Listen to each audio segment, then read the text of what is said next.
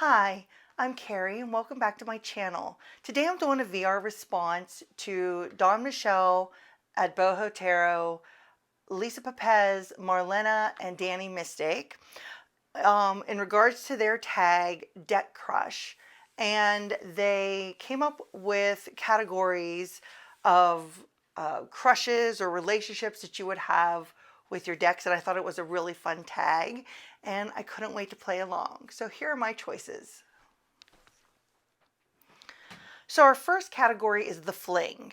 This is a deck that you had a short period of wild times with. And the deck I chose for that is the This Might Hurt Tarot. Now, I still absolutely love this deck. But I found that I am not reaching for it as much as I used to. When I first got it in, I couldn't use it enough. I absolutely loved it. I like that it's a Rider-Waite or an RWS clone, but you know, with the cartoon style images, I really do love that. And like I said, I used it constantly when I first got it. But whoops. But I have found that I haven't used this in months, I don't think, or I don't know, maybe even over a year. So it was definitely a Fling deck, but it is a Fling that I wouldn't mind revisiting because I really do love it. And it does give me fantastic straight to the point readings. So the next category is Puppy Love. And that is the deck that you were infatuated with, but you just couldn't make it a long-term commitment. And the deck I chose for this is Tarot of the Abyss. But I'm going to say I'm not going to give up on this deck just yet. I think if I'm completely honest with myself, it was definitely an infatuation. It was definitely that. The artwork it is stunning. It is so stunning. But I think it was my fantasy self that was more drawn to this deck than anything, because it was, at the time I bought it, so out of my wheelhouse. As far as the black and white decks go, I don't own any black and white decks. This is the only one. And I think that's what really is what drew me to this, is because it was so different than anything I was used to. But I don't know. It just, I like color. I like the color. I like bright color, muted colors. And while I think this deck can give me like a whole different dimension of readings because it's black and white, I never pull it. So that's why I kind of picked it for the Puppy Love, because I didn't spend any length of time really working with it. I have seen several people put just pops of color throughout their cards, and it's something I've been considering doing, but I don't know if I'm ready to commit to something like that either. So it's just set to the side right now. I'm sure a day will come when I want to pull it out. But yes, this was my Puppy Love, that I was so infatuated with this deck, but I haven't really found a use for it in my practice. So the next category is our Friends with Benefits category. And that is a deck you care about, but sometimes get extremely passionate for. And that deck for me is the Light Seers Tarot. When I first got this tarot, when it first came out mass market, I couldn't put this deck away. It was the only one I wanted to use. It was my go-to deck. I still love this deck, you know, like you love a best friend kind of thing.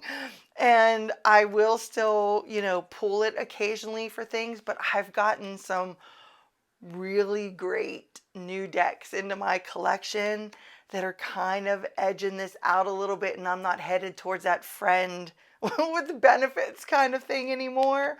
Um, but I would never, never get rid of this deck. I would never lose my friendship with this deck, because when I do use it, I do have a great passion for it, and it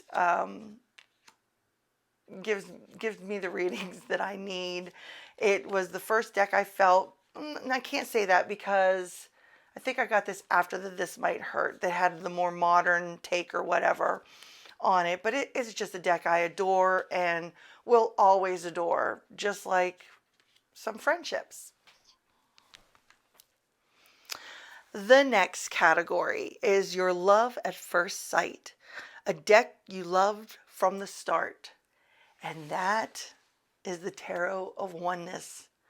Me and this deck are having such a hot love affair right now that I want to use it for anything and everything. And the reason I picked this at Love at First Sight is because I didn't even have this deck in my hands. I had just watched Lisa Pepez's walkthrough of this deck, and I fell in love with it right then and there. And I thought, I don't care how much this deck costs. And that's usually a big factor for me when I'm purchasing decks, is the cost. And I just, I don't care. I don't care that shipping was over 20 some dollars. I didn't care. I was getting this hot little thing into my hands, and like I said, we are having the greatest love affair right now. This is the deck that I'm currently using for the month of February, and I do not want to put it away. I don't. I love it. It's just like when she had shown the Dream Visions Tarot a year ago, I think it was a year ago, and I bought that one. I had kind of the same reaction to her walkthrough with that deck like I did this one. And I didn't think anything would bump that Dream Visions Tarot out of its spot that it holds with me. But then I got this one. And this one is, you know, it's the one that has my heart now.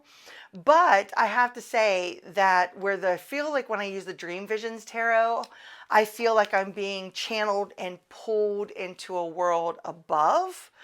This tarot, when I've been using it this month, I feel like I'm being channeled and pulled into not the world below, but a grounding energy that's, you know, here on this plane and that kind of thing. I don't know. That's how I'm processing it in my head. I don't know if that makes sense at all. But yes, this is my love at first sight. And I could have put this deck in my happily ever after category, but I picked something, I guess, a little bit off the cuff for that one. So we'll get to that one soon. So the next category is your one night stand. A deck you tried but moved on from almost immediately, but you sometimes still think about it.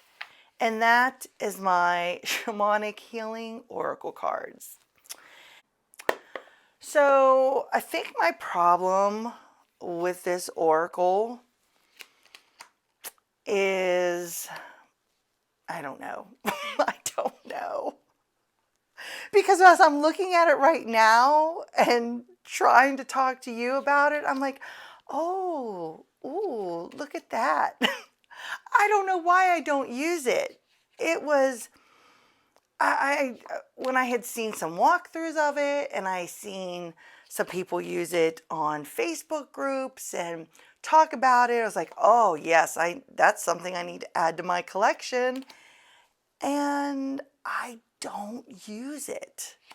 I think I used it a couple times and that was it. And I was like, nope, this deck isn't for me. But like, again, as I'm sitting here talking to you, flipping through this, I'm like, wow, there's a lot to these cards. So maybe I didn't give this one night stand a fair shake. I mean, you know, you kind of hate to revisit one night stands because sometimes they're one night stands for a reason. But I don't think this would ever be marriage material, but it might be, you know, a short-term relationship material. So, but yeah, this is just one that has kind of sits in my cupboard, and I look at it every time I'm looking for an oracle to pick, and I'm like, oh, look, the shamanic healing oracle cards. I should pull those ones out. No, let's pull this instead. So maybe I need to give this one the benefit of the doubt and try it out again. The next category is we were on a break.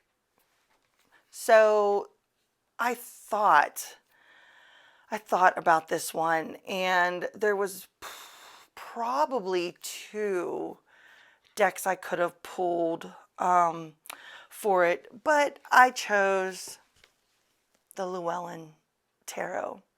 Everybody loves this deck, and I'm just like, what do I do with you? I don't know.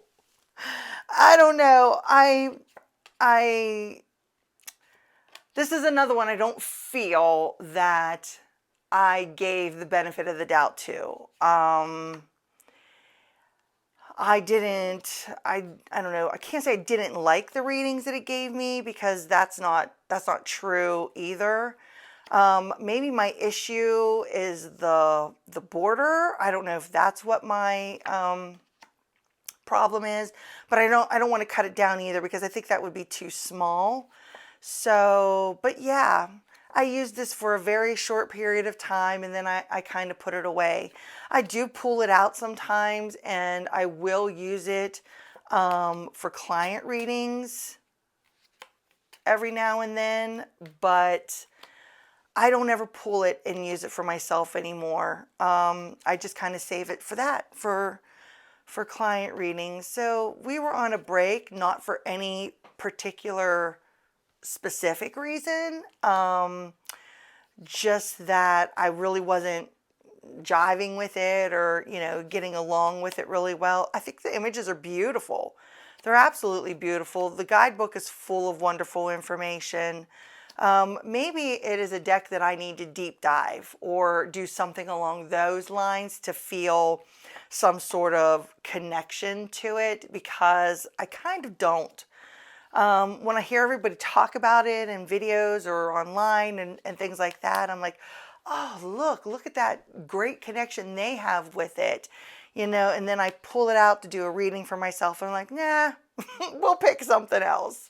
So this is my We Were on a Break deck. The next category is marriage material. This is the deck that's proven its value to you over and over. And this is the deck that came to mind immediately, and that is the Anna K Tarot. I think I've said before in other videos, I was never going to buy this deck. This deck is Dawn Michelle's fault. That's what I'll say. But she kept talking about her connection to this deck and the readings that it gave, and how I think this is the deck she uses for family, if I'm not mistaken.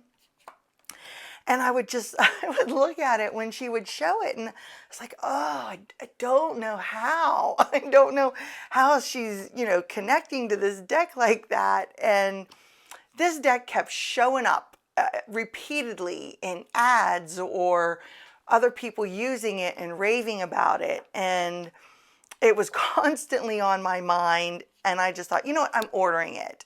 I'm ordering it. I'm going to test this out, give it a trial run, and see how it works for me. And oh my God, I love it. I love it so much. It is like a workhorse deck for me now. I think it gives the best readings. I use this deck in combination with the ancestor cards that I made for myself, and I've done ancestor readings. All the ancestor readings that I get with this deck are so freaking powerful that I couldn't even picture myself using other decks for personal, ancestor work. And it's just proven to me over and over and over. And it's not just for ancestors. I've used it for all different kinds of readings, and it's so insightful. And I know that it's just a tarot, and any tarot can give the same type of insightful readings, but I kind of see my decks a little differently than that. And this one is a long-term commitment with me for sure. I would never let this go. And funny faces and all, it is a deck that I absolutely love and adore, and is definitely my marriage material. And our final category is your happily ever after deck. This is your true love deck, and I could have picked a few decks for this category. I could have picked my Angel Guide Oracle. I absolutely adore that deck. It would never leave my collection. I love connecting to angelic energy and so on.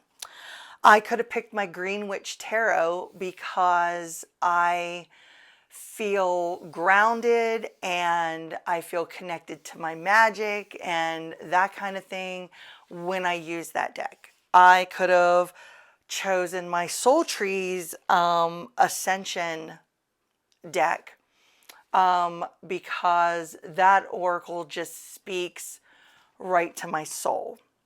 But the deck that I chose is my happily ever after, is my Trick or Treats Tarot. Trick or treaters.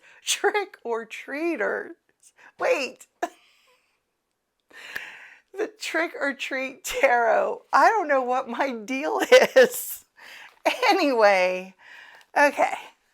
So this is a very oddball deck, I think, to choose as your happily ever after deck. But I have a good reason for it. Sometimes I think these decks that are themed, sometimes I think get the short end of the stick as being fun and kitschy, and they're only good for these type of readings and they don't have a lot of depth to them. I like to pull this deck out when it's fun. I sometimes I think they just get shoved into those categories, very quickly.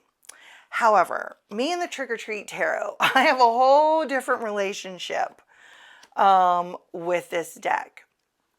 I've mentioned before, and I'll just say it briefly, that I had a very tumultuous and hard childhood.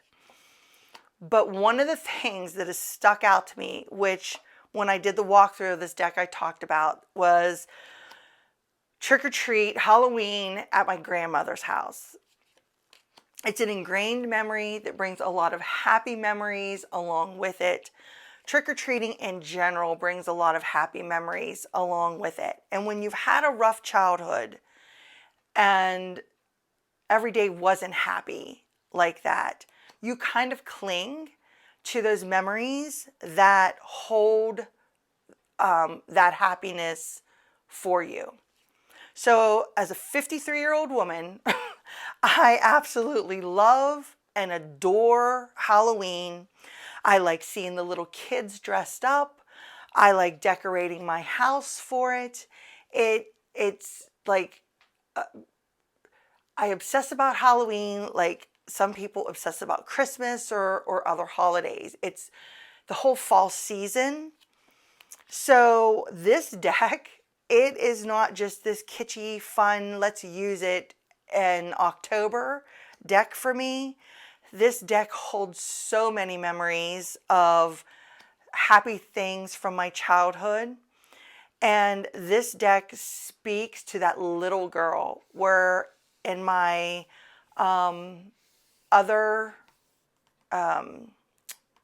video that I did, the coffee house decks, and I talked about the believe in your own magic oracle and how that spoke to my teen, my inner teen. This speaks to that little girl in me that needed care and comfort and everything that she didn't get or have. And she felt special on Halloween when she got to dress up and pretend to be someone else and go out door to door and get candy and go to her grandmother's and, things like that. And this deck reminds me of the connection of seeing spirits, because the very first actual spirit I saw was at my grandmother's house. And I associate kind of this deck with that. And it's a lot. So this isn't just that fun, let's pull it out, in October and play around with it. This is really my happily ever after deck because of the memories that it invokes when I'm looking at the images and the deep readings that it gives me because of that connection that I have with it. So that is it. I think I have completed all of the prompts. Thank you so much, Lisa, Danny, Dawn, Michelle, and Marlena, for doing this tag. It was really fun to do, and I really like thinking about which decks to put in that category. Thanks so much for stopping by today and watching my video. I really appreciate you. And yeah, so until next time, bye.